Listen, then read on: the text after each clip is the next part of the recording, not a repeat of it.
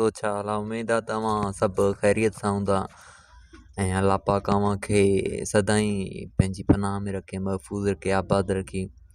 जेके दोस्त जेके सपोर्ट करनि था, लाइक करनि था, कमेंट करनि था, शेयर करनि था, उन्हनि सभिनी दोस्तनि जो मां शुक्रगुज़ार आहियां। जेके असांजो जो इहो ई मक़सदु आहे त मां हिकिड़ो यूट्यूब चैनल खोलियो आहे जंहिंजो नालो आहे ख़लीक ऑफिशियल।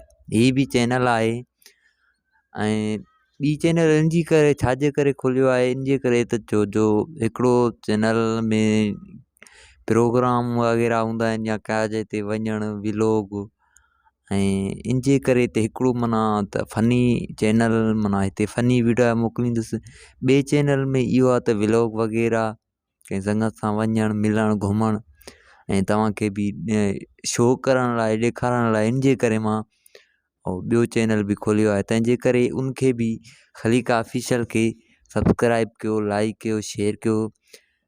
जीअं हाणे जेके दोस्त लाइक कनि था, कमेंट करनि था, शेयर करनि था, उन्हनि जी मां शुक्रगुज़ार आहियां, बेहदि शुक्रगुज़ार आहियां। जंहिंजो कमेंट ॾिसी मां त तमामु ख़ुशि थींदो आहियां, उन्हनि जी महिरबानी आहे। ऐं उनखां अलावा मूं फेसबुक जो पेज बि तक़रीबन खोलियो आहे अॻु में ई, हाणे तव्हांखे ॿुधाए छॾियां थो। उनजो नालो आहे फेसबुक जो, ऐं जेको पेज जो नालो आहे उनजो नालो आहे ख़लीक अहमद, ठीकु आहे। ऐं लिंक बि डिस्क्रिप्शन में ॾींदुसि, ऐं जेको यूट्यूब चैनल जो बि लिंक ॾींदुसि ख़लीक ऑफिशियल जो, और जेको आहे त फेसबुक पेज जो बि ॾींदुसि लिंक। जेको आहे फेसबुक पेज जो ख़लीक अहमद, उनजो बि लिंक ॾींदो। उन्हनि खे बि फेसबुक पेज में त वञी तव्हां फॉलो कयो, उनखे लाइक कयो, ऐं तव्हांजी महिरबानी थींदी। उते बि मां वीडियो फ़नी मोकिलींदो आहियां, छो जो कॾहिं यूट्यूब माण्हुनि जो अक्सर करे घटि हूंदो आहे, तंहिंजे करे त फेसबुक तमामु घणो हर कंहिंजो हूंदो आहे। तंहिंजे करे मां उते फेसबुक ते बि वीडियो पंहिंजो अपलोड कंदो आहियां। ऐं घणो मुंहिंजा जेके वीडियो आहिनि उहे मुंहिंजा जेके यूट्यूब में कहिड़े मौक़े मिलंदो आहे त उते फेसबुक में बि कंदो आहियां। तंहिं करे मुंहिंजो जेको आहे ॿई चैनलनि खे तव्हां शेयर कयो, पंहिंजे दोस्तनि ॾे मोकिलियो।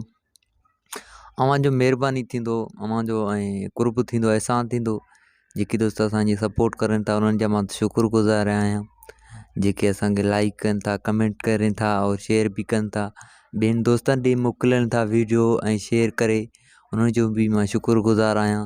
सभिनी दोस्तनि जो तव्हांजी महिरबानियूं आहिनि, लख थोरा उन्हनि जी महिरबानी जेके असांजे ॾिसंदड़ आहिनि।